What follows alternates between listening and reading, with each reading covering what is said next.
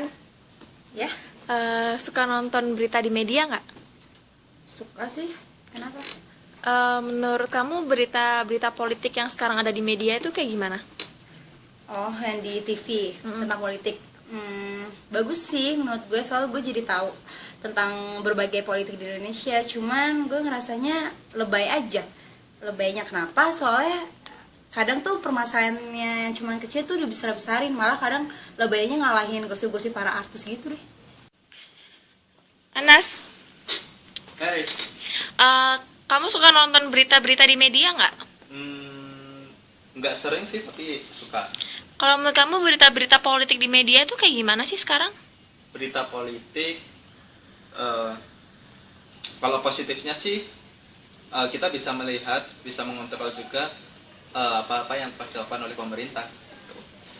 Kalau negatifnya mungkin beberapa media itu dikuasai atau kepemilikannya oleh beberapa pihak, yaitu orang-orang yang berada di pemerintahan juga, dan itu mungkin media massa bukan lagi sebagai kontrol sosial sepenuhnya, tetapi menjadi kontrol perorangan gitu.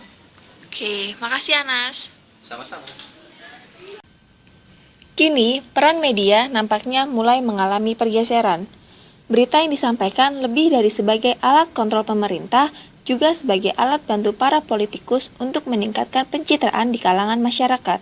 Alat hiperbola kesalahan pemerintah sebagai upaya menarik simpati penikmat berita dan berbagai peran lainnya guna mengeruk keuntungan komersil. Dilansir dari sebuah situs resmi Habibie Center, di era informasi sekarang ini, pemahaman generasi muda tentang realitas dicapai terutama melalui media massa, termasuk informasi atau pemahaman tentang konflik dalam masyarakat. Media massa memiliki kemampuan untuk membangun pencitraan dalam benak generasi muda serta membentuk pendapat mereka. Namun seringkali media hanya menyoroti aspek-aspek tertentu dan mengabaikan aspek-aspek lain dalam memandang kenyataan. Isi pesan media massa sangat tergantung pada kepentingan ekonomi dan ideologis mereka. Strategi media diimplementasikan secara halus agar tidak disadari oleh publik, terutama generasi muda. Kenyataan bahwa isi pesan media massa sering begitu halus sehingga tidak disadari khususnya oleh generasi muda mendorong munculnya kebutuhan akan literasi media sebagai metode atau langkah-langkah untuk memecahkan masalah ini. Literasi media adalah kemampuan untuk mengkritik isi media dan memiliki pemahaman penuh tentang realitas. Literasi media pada gilirannya dapat menjadi langkah antisipatif dalam menghadapi konflik serta menjaga perdamaian di suatu wilayah. Menurut kami sendiri, literasi media membantu masyarakat untuk lebih cermat dan pintar dalam menerima sekaligus menyaring berita.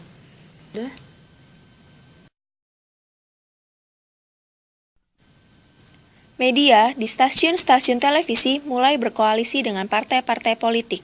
Sangat jelas, kerjasama ini tentu mempunyai dampak pada berita yang disampaikan. Berita yang disampaikan tentu mendukung dan memberikan kesan positif kepada partai politik yang berkoalisi dengan mereka guna memperoleh keuntungan komersil. Secara tidak langsung, berita-berita ini berpengaruh kepada pandangan, pilihan, dan pola pikir masyarakat.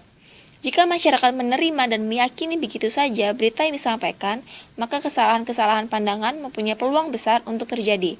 Kesalahan ini berdampak pada kondisi bangsa seperti perpecahan antar masyarakat, buta terhadap realitas sesungguhnya di ranah politik, dan tertipu oleh janji-janji palsu.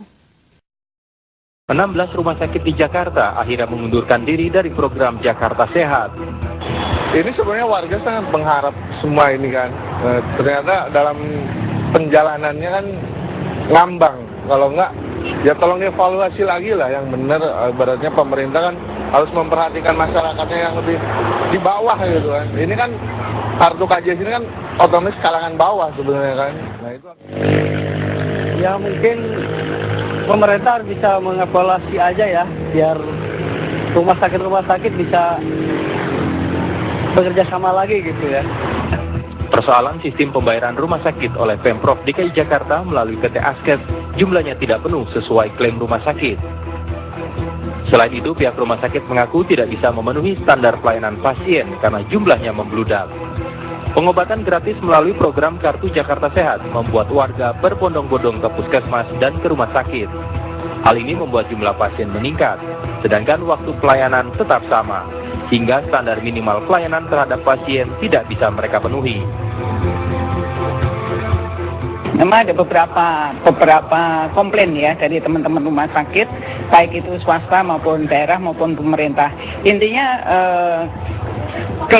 angka klaimnya itu terlalu kecil untuk inasipitis. Nah, nanti kita akan evaluasi lah bersama-sama dengan tim Kesmik. Saya sudah lapor kepada Kementerian Kesehatan dan hari Selasa nanti kita akan rapatkan. Narasi, judul, dan pesan berita yang disampaikan media kadang terlalu mendramatisir dari keadaan atau realita. Salah satu contohnya adalah berita mengenai kisruhnya Kartu Jakarta Sehat. Media memborbardir dan menyoroti bagian-bagian kelemahan sistem Kartu Jakarta Sehat sekaligus menambahkan narasi yang terlalu mendramatisir kesengsaraan rakyat. Realitanya, Pemprov DKI diwakili oleh Pak Joko Widodo pada acara Hari Ulang Tahun Jakarta 2013 menyatakan bahwa mereka mengakui kelemahan sistem ini dan memilih untuk tetap menjalankannya seiringan dengan perbaikan-perbaikan yang terus dilakukan pada sistem Kartu Jakarta Sehat. Dibandingkan, harus menyempurnakannya terlebih dahulu mengingat banyak warga pengidap penyakit yang segera ditangani. Masih terdapat berita-berita lain yang kami rasa terlalu didramatisir. Kami melihat media hanya menyoroti bagian beberapa aspek saja. Dampak buruknya, tanpa disadari media dapat berubah menjadi alat adu domba pemerintah dan rakyatnya. Kami tidak menyalahkan media karena setiap warga negara bebas berpendapat, seperti yang terkandung dalam Pancasila Sila keempat. Ada beberapa berita yang memang disampaikan dengan benar oleh media sebagaimana fungsinya sebagai alat kontrol pemerintah, seperti kenaikan BBM dan penyaluran dana BLSM. Namun, masyarakat perlu memiliki kemampuan literasi media, yaitu tidak sekedar menerima berita, namun turut mengamati, menyeleksi, mengkritisi, dan menanggapi berita yang disajikan oleh media. Mengingat, setiap warga negara Indonesia memiliki hak, kewajiban, dan tanggung jawab dalam berperan serta mengembangkan penyelenggaraan penyiaran nasional sesuai dengan Undang-Undang Penyiaran Nomor 32 Tahun 2002, agar tidak terjadi kesalahan pemahaman mengenai realita yang terjadi.